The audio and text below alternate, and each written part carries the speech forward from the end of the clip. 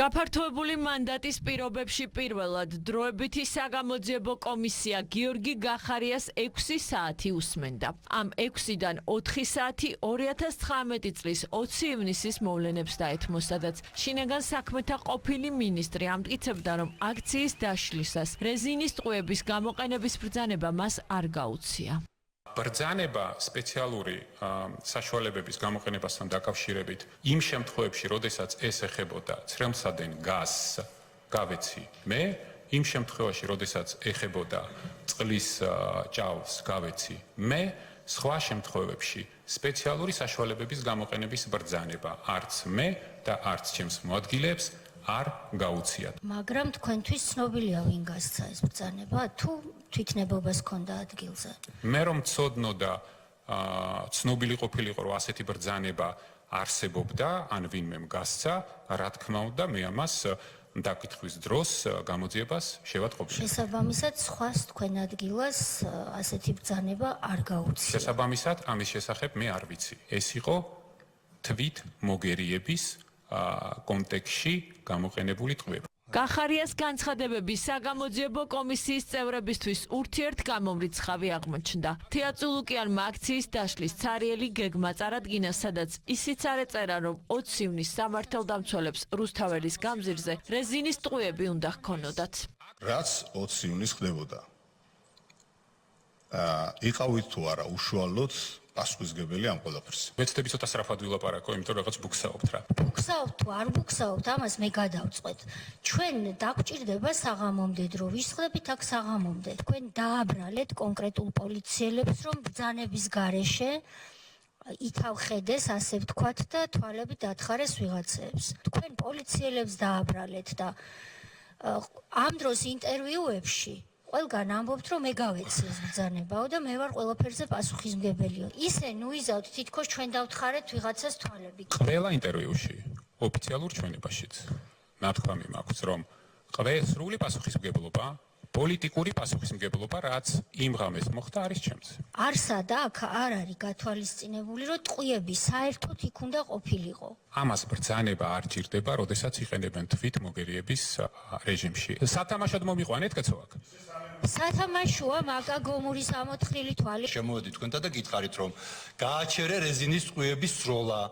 იმიტომ რომ ბრძოლა ტრიალებს, თქვენი ცინიკური პასუხი იყო, სრულიად ცინიკური, რომ რაღაც ძველი დროის კადრებს ატრიალებენო. კი, მაგრამ თურმე თქვენთან მილაპარაკია, თქვენ რჩევები მოგიციათ ჩემთვის. მე ამ რჩევებზე რაღაცა პასუხი გამიცია. თქვენ თურმე აქ ყოფილხართ მნიშვნელოვანი ინფორმაციის მატარებელი და ეს პროკურატურას მოახსენეთ. თქვენ ის მაინც არ გინახავთ მეთქი ეს გკითხეთ. ვანო მერაბიშვილმა რეზინის ტყუები რომ გამოიყენა და ასე გავაკეთე ზურგი რო ქონდა ხალხს დაჩვრეტილი მეთქი და დასახიჩრებული რო იყვნენ ადამიანები, ეს რეზინის ტყუები რამ გამოგაყენებინათ მეთქი? თქვენი პასუხი იცით რა იყო? რა ვქნა ჩემო თეა, ერთი ეკონომისტი კაცი ვარ. ნახეთ რომ ხალხია დასახიჩრებული. რატომ არ გადადექით? ეს არის პოლიტიკური პასუხისმგებლობა. კობახიძე მაიღოს სრული პასუხისმგებლობა. კობახიძე ამ დროს არ იყო საქართველოში. ირაკლი კობახიძე ამ დროს იმყოფებოდა უცხოეთში. მე არ მინდა ახლა შევცდე და მგონი ბაქოში. თვითონ არც მასპინძელი იყო. არც ადგილზე იმყოფებოდა. კობახიძემ აიღო პოლიტიკური პასუხისმგებლობა და გადადგა.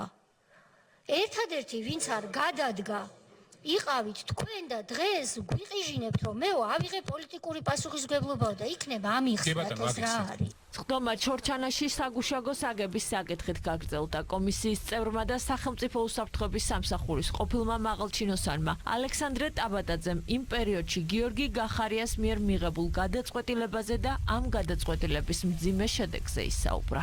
ვისთან იყო შეთანხმებული, რომ ეს საგუშაგო იქ უნდა აღმართულიყო? ყველაფერი იცოდა. საბოლოო ჯამში მივიღეთ, რომ ეს საგუშაგო აღმოჩნდა დღეს სამისნე. 3 საგუშაგო დგას მათი სიმაღლეებზე, 2 მოძრავი საგუშაგოა. სახელმწიფო უსაფრთხოების სამსახური იყო კატეგორიულად წინააღმდეგი ამისა. თქვენ ამბობთ, რომ მე გიორგი გახარია, მაშინ როდესაც ვიყავი შინაგან საქმეთა მინისტრი, ჩემით ფეხებზე ვიკიდებდი ქვეყნის პრემიერს. დიახ. ყველას და ვაკეთებდი იმას და თან ეს ინსტიტუტები სახელმწიფო უსაფრთხოების სამსახურსაც. იმასაც ვიკეთებდი ფეხებზე, ხო?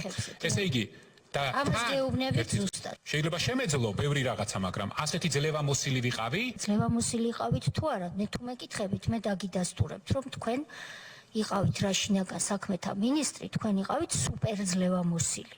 ბოლო საკითხი გახარიას პრემიერ-მინისტრობის პერიოდს და მისი თანამდებობიდან გადადგომის მიზეზს ეხებოდა. ყოფილი პრემიერი ამტკიცებდა, რომ ნიკა მელიას დაკავებასთან დაკავშირებით მისი პოზიცია არ შეცვლილა და მისი გადადგომის მიზეზი პროცესებში პოლიტიკიდან წასული ბიძინა ივანიშვილის ჩართვა გახდა. კითხვა დაისვა პროცესში ამერიკის ელჩის შესაძლო ჩართულობაზეც. რეალურად დავინახე, რომ სერიოზული შეჯახების რისკი არსებობდა. თქვენ ცოცხალი მაგალი ხართ ამის, რომ დღეს ამ პირობებში, ამ გარემოში, ამ შტერი მელიას დაკავებას აზრი არ აქვს, ამიტომ ჯობია ეს გადავავადოთ, რამდენი ხანით საჭიროა რომ დაწყნარდეს სიტუაცია.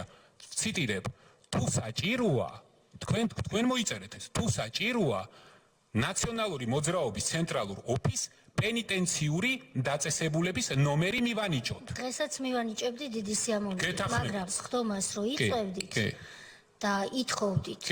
მე მახსოვს რომ ამას ითხოვდით და ეს არ დაკმაყოფილდა. არ დაკმაყოფილდა. აი ახლა მოგიყვებით. ყველა ამბობდა რომ კი ალბათ ასე ჯობია, ამიტომ ეხლა შევიკრიბოთ დილით. მერე უცებ ეს ხალხი ყველა გაქრა. ეს ხალხი ყველა გაქრა. ეს იყო ის უხილავი კაცის ხელი. მარტივი რამ მოხდა პროცესში სამართავად, მე არ ვიცი კონკრეტულად თქვენთან თუ სხვა ყველასთან შემოვიდა ივანიშვილი, რომელმაც ეს პროცესი თავიდან ბოლომდე წაიღო თავის თავზე და დაიწყო ამ პროცესის მართვა. 15 თებერვალს გაიმართა დისკუსია მელიას დაკავებასთან. თუ გახსოვთ ივანიშვილი ესწრებოდა ამ სხდომას? ეს თქვენ მითხარით რა გახსოვთ? არა, მე უბრალოდ კითხვა დავსვი. კითხვებს საქმეებსა. ხომ არ შეხვდით რომელიღაც უცხოელს, დიპლომატს, რომელმაც გუნდის წინააღმდეგ და საკუთარი პოზიციის წინააღმდეგ წასვლის გადაწყვეტილება მიგაღებინათ. მე გადაწყვეტილებას ვერავინ ვერ მიმაღებინებს. მაგალითად ისეთ უცხოელებს, რომლებმაც შემდეგ მელიას გირაოს ფული შეუგროვეს და გადაუხადეს. არავის ჩემს გადაწყვეტილებაზე ზემოქმედება არ მოუხდენია. ზემოქმედება მოახდინა დაკავება. არა, თქვენ შეგეშინდათ, მე რა შემეშინდათ. მე შემეშინდა. და შეგვეშლარისით. მან ვისი და ბიძინასი, რომელმაც დაგირეკათ და გითხრათ, რომ ეხლა გაჩუმდითო რა. და მიაყენეთ ერთი ადგილიო და რაც არის გასაკეთებელი გააკეთო, ამის შეგეშინდათ მეტი არაფრის. ძალიან საინტერესო ამბებს ვისმენთ, რო არ იყოს ეს ერთი ჩვეულებრივი ბრინჯივით დაბნეულობა. გიორგი გახარია 2017-დან 2019 წლამდე შინაგან საქმეთა მინისტრი იყო. ამის შემდეგ კი პრემიერ-მინისტრი. მან თანამდებობა 2021 წლის 18 თებერვალს დატოვა და მალევე ოპოზიციური პარტიის ლიდერი გახდა.